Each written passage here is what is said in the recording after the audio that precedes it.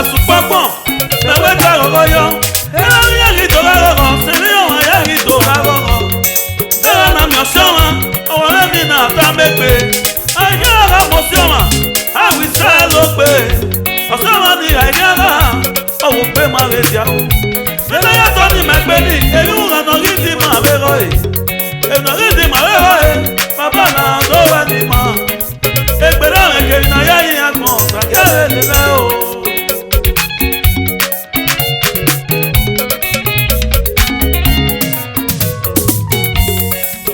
wo la supapon me weka royo ela yari to rogo se mi o yari to rogo ela na mi osoma o wa ni na ta megbe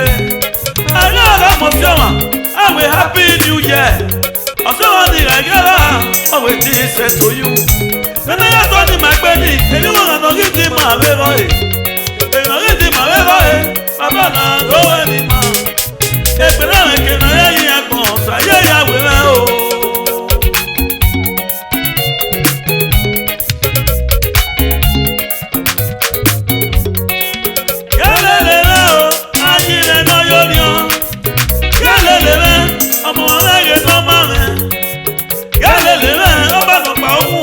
ya egbere ke na ya yi agbon sa ye ya we ma o me su papon igoro yo ni oro na egbere eri le oro na egbere ya eni oro na egbere ni eri le oro na wo sere eni oro na wo sere eni oro na wo tu ni mo go me no ma me mu me su papon o wa wa ye egbere me ke mi na ya yi agbon sa ye le me o supo o wa wa ye egbere me ke mi na ya yi agbon sa ye le me o anya wa ni po e baba yi to ba kwa ni go ise yi to ba kwa ni go na na ya tu pe mi po ni mo e tu pe mi po ni mo ne e mo yi to ba go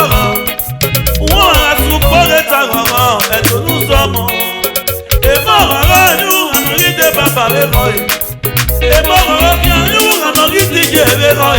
e no ri de le pe mo wo baba la do we ni ya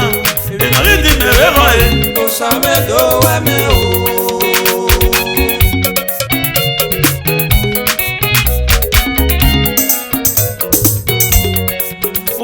ya gba ma ni budo o si umu ma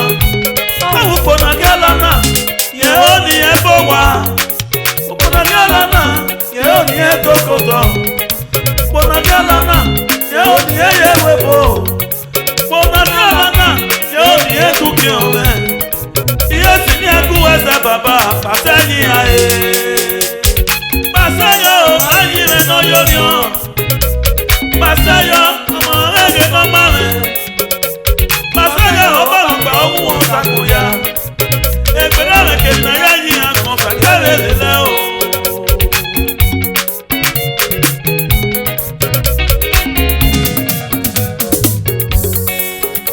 o sare o pole nu polere eni ma se ti upo ya ya gbe me upo na omo kerigo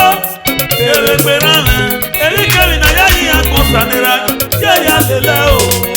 na egbere na ebe na ni no mo no ma ya no no du ki o le mu na baba ka se yi ya e no no le ko mo baba yo mo ya wi ya egbere me ke na ya yi agbon fa ke ya lele o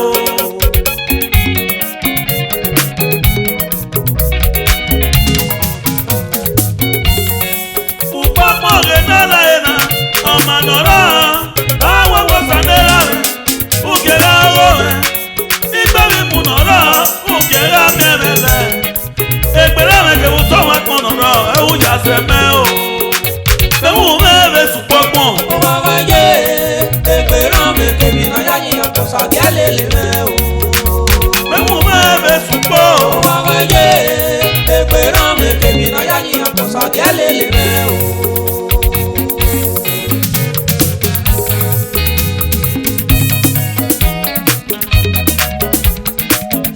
supo we la gbe suwo supo we la rogo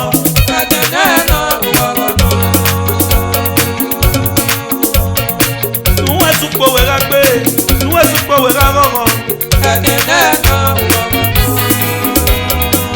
magari ebi gbé wọ́n asùpọ̀rọ̀ ọ̀rọ̀ náà àrí ìrẹsẹ̀ ní pọ̀ wàgàrà ní èmi yẹ̀yọ́ lè nàrà dá mẹ́lá ẹ̀ lè nàrà ẹ̀ ìmẹ́wò lè nàrà ẹ̀ àrí ìrẹsẹ̀ ní pọ̀ wọ́n asùpọ̀ ìta ọ̀rọ̀ ètò àwọn ẹ̀ máa sọ ẹ̀ ètò àwọn ẹ̀ máa sọ mọ̀nà wọ́n ẹ̀sẹ̀ wàgàrà ní èmi àrí ìrẹsẹ̀ ní pọ̀ wàgàrà sọ̀ bọ̀bọ̀ èmọ̀ kúmọ̀ yẹ̀ hàn náà wọ́n ẹ̀ máa sọ ẹ̀ Happy New Year. Same to you. Nuwa supo wera gbe, nuwa supo wera rọrọ.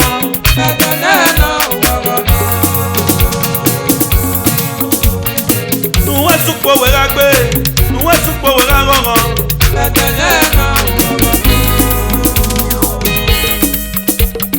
Orọrọ ẹ̀yin máa yẹ, òwe máa lè sùn pọ̀gbọ̀n. Nuwa supo wera rọrọ. Wá jubilate.